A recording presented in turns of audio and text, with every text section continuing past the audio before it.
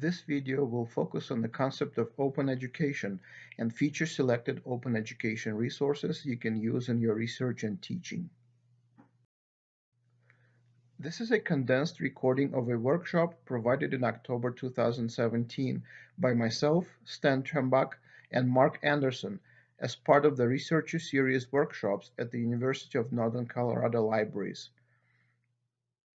All accompanying materials, including these slides, are available at the link shown here. You can also find this URL in the YouTube description. From this video and the accompanying materials, we hope that you will be able to accomplish several things.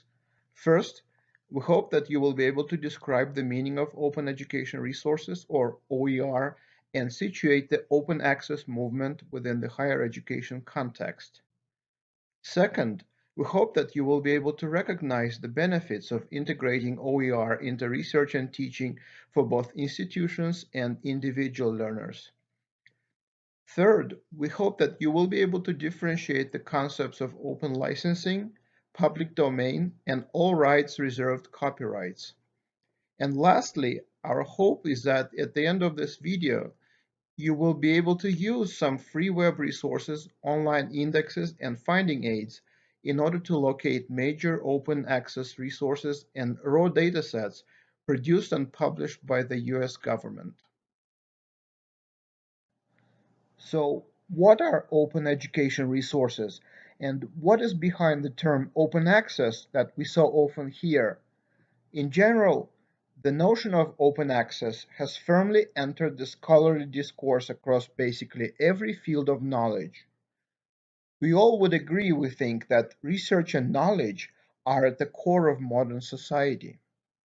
But the way we communicate and disseminate research findings has been compromised by a rather outdated business model requiring that consumers pay for access to the findings. So the ultimate problem with this arrangement is that research, produced as public good, that is for the benefit of all, is not immediately available to the public that has already paid for it in the first place. The digital age makes this mismatch especially glaring, and that's the mismatch between what is possible, an open system for communicating research results to which everyone should be able to contribute, and an aged publishing model that comes with a host of problems like legal, technical, or financial barriers to the unimpeded circulation of knowledge. To combat them, here comes the idea of open access. There are a number of ways that we can define open access and open education resources, but by and large, open education resources are free and openly licensed educational materials that can be used for teaching, learning, research, and other purposes. Behind this definition is a simple but powerful idea that the world's knowledge is a public good and that technology in general and the web in particular offer an unprecedented freedom and an opportunity for everyone to share, use, and reuse knowledge. To make our understanding of open education resources more systematic, experts at Lumen Learning, a Portland-based startup company that offers college students access to open courseware, have put forth the 5R Open Course Design Framework. In essence, the terms open education resources describe any copyrightable work except software where the term open source is used, that is licensed to provide users with free and perpetual permission to engage in several 5R activities. 5 specifically.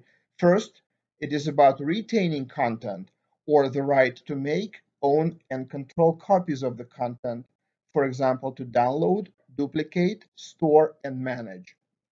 Then it is about reusing content or the right to use the content in a wide range of ways, for example, in a classroom, in a study room, on a website, or in a video.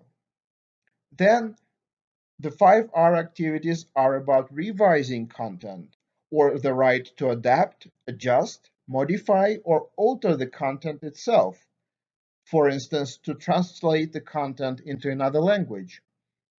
Then, of course, it is all about remixing the content or the right to combine the original or revised content with other materials to create something new, for instance, by incorporating that content into a mashup. And lastly, the 5R activities presuppose the ability to redistribute content or the right to share copies of the original content, your revisions, or your remixes with others. For example, to give a copy of the content to a friend. Another point to remember here is that open education is only a relatively small part of the larger openness movement that stems from the idea that information and knowledge should be freely available to everyone to use and republish as they wish, without restrictions from copyright, patents, or other mechanisms of control. And depending how far this idea is extended, one is likely to encounter the notions of open data, open science, or even open world. It encompasses practices such as publishing open research, campaigning for open access, encouraging open notebook science, and generally speaking, making barrier-free communication of scientific knowledge possible. Integrating open education resources into one's research and teaching can greatly enrich the academic experience for both faculty and students. As the name suggests, these resources are openly accessible, and students anywhere in the world can access OER at any time, and they can also access the material as many times as they wish. Furthermore, OER are easy to distribute widely with little to no cost. In addition, OER can be an excellent supplement to regularly used textbooks and lectures, as well as multimedia materials such as videos that can accompany text. And having information in various formats can facilitate learning for technology-savvy students today. Another benefit of using open education resources is that they may be disseminated rapidly and widely, thus eliminating one issue with textbooks or journals which may take months or even years to become published. Currency and availability of material is critical, especially for those disciplines in which the timeliness of the material being used is key to successful and productive research. Of course, one cannot possibly overlook the potential of OER as a tool to showcase faculty research interests and expertise. Prospective students and other stakeholders may benefit from this information that could have significant implications for recruitment and retention efforts. And last but not least, we should point out that OER provide an excellent way for alumni to stay connected to the institution and continue with a program of lifelong learning. Overall, one notable advantage of open education resources is their non-static nature. Unlike textbooks, for example, all open education resources are amenable to quick improvements and editing by users or through solicitation and incorporation of user feedback. And therefore, it is relatively easy for instructors to take an existing open education resource, adapt it for a class, and make the modified product available for others to use.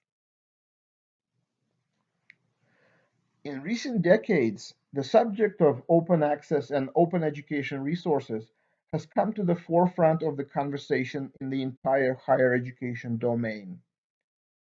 Obviously, open education resources allow us to reconsider many of the previously held approaches and beliefs about teaching and learning. In more specific terms, OER bring about quite tangible benefits for students.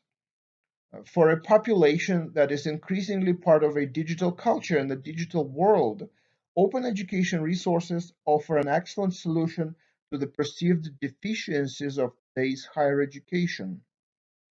For one thing, incorporating OER in course design and assignments to a large degree alleviates the financial burden of having to buy textbooks and other materials, which can be an important consideration for many students.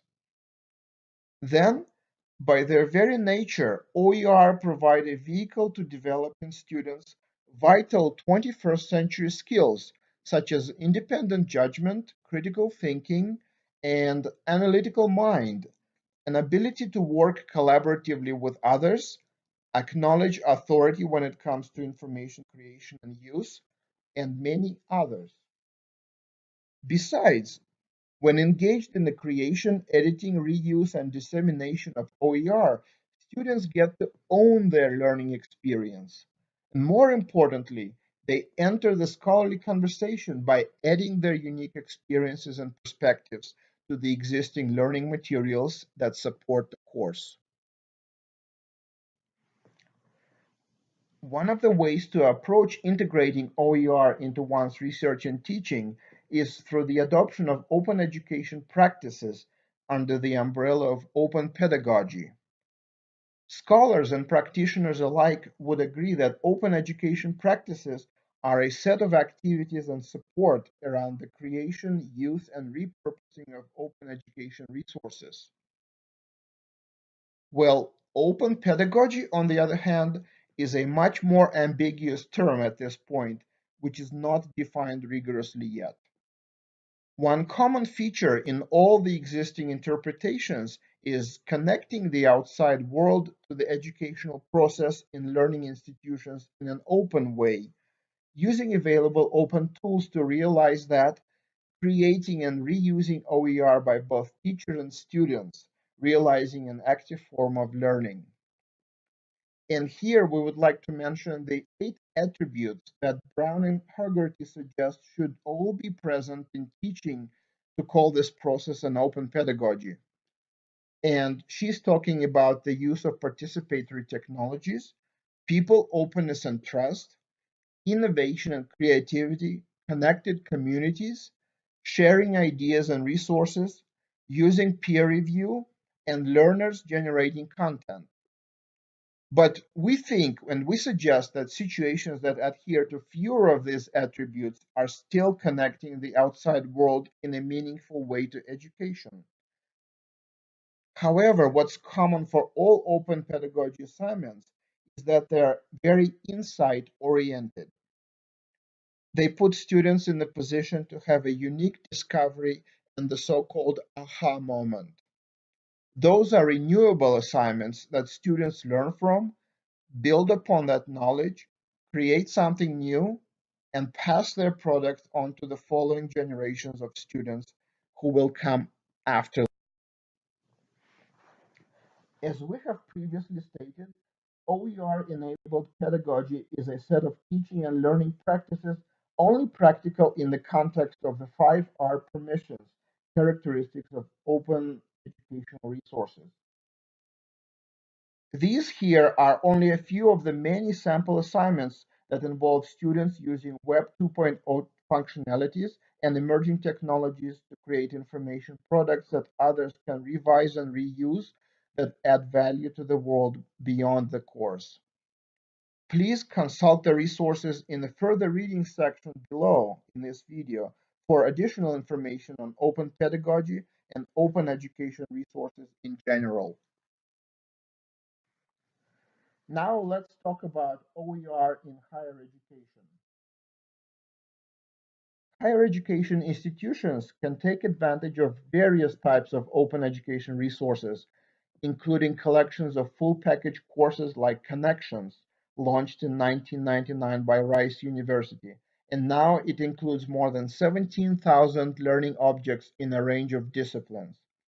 The benefit of connections is the ability of an instructor to pull from a range of learning objects and organize the materials to create his or her own course. Then there are openly licensed and often streamed videos like the famous Khan Academy or Project Academic Earth, where hundreds of instructors' lectures are provided from more than 30 partner institutions. There are also repositories of open textbooks like OER Commons or Merlot that offers access to learning objects, full course curricular, open access journals, assessment tools, open textbooks, discipline-specific pedagogical resources, and much more. There are, of course, several global textbook projects that are noteworthy as well. Some are international initiatives that seek to provide access to free quality textbooks to students not only in the United States, but also in developing nations. There are also other tools, materials, and techniques used to support access to knowledge. However, if you need additional assistance or would like further information about any of the concepts or resources featured in this video, please do not hesitate to contact us. Otherwise, make sure to consult the further reading section that is located on the next slide. Thank you for your attention.